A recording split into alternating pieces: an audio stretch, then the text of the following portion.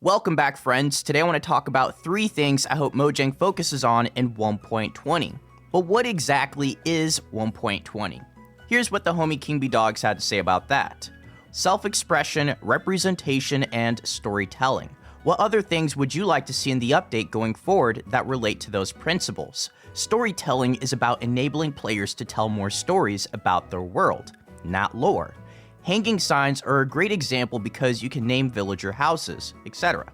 Representation is trying to organically integrate more real-world elements in the game without it feeling cheap, and also giving players an opportunity to feel like, hey, I know what it's like to build with this thing or see this mob. I remember that as a kid.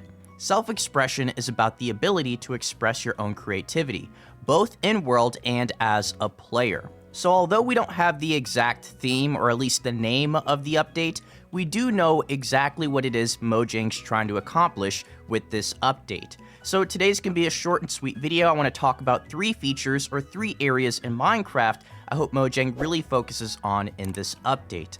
So if you're new to the channel, please consider subscribing. I have so much content planned for 1.20, and I'd love to see you around here. And feel free to share your ideas down below.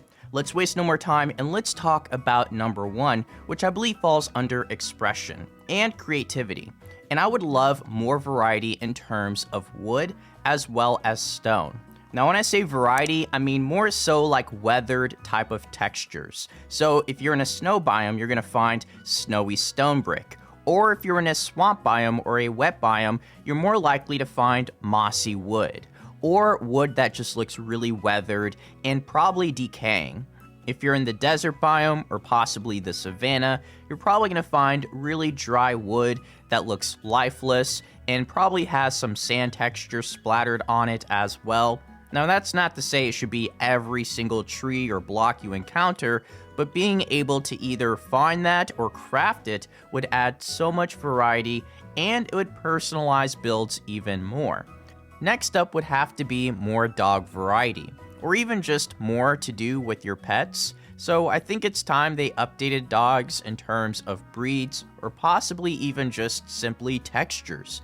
An orange, black, or even possibly a tan dog would add so much more to Minecraft, and I think it's safe to say that there's a ton of dog lovers that play the game. Similar to what they did with the cats, if you guys recall, they pretty much updated the cats. They added a lot of new textures, and I think there was a competition as well to add a new cat texture by the community. So they invested a lot of time and effort into adding variety and just making cats feel more personal and more like pets. And I think we need that for dogs. As an animal lover, I think this is something I'm still surprised they haven't done yet, considering how old the game is.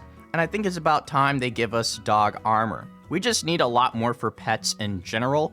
But let's talk about number 3, which would be more trophy items. And I feel like this would fall under storytelling, just being able to have something really cool and being able to showcase it and be like, this is what I got out of this journey.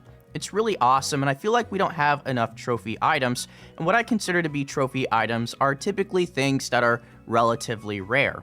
If it's a skull, if it's a totem, possibly a painting or a banner, or even a boss drop, we just don't have enough items or rewards in the game that makes you want to display it or showcase it or build something. And I think that's another reason why archaeology will be so important to Minecraft whenever we do get it, which is obviously not this update, but it's something we desperately need a lot more of. Similar to Disc 5, how we're able to find the fragments in the ancient city, which is extremely rare, but it makes the perfect treasure item. And it leaves a long impression on players when we're able to go on journeys and collect something super rare and display it. So it adds a lot of content, and I think it'd be nice to have more enchantments, more potions, and other items that you can only collect when you're fishing, or maybe in an ocean ruin, or a desert temple, or a jungle temple. So those are 3 things that I feel like would make 1.20 a much better update.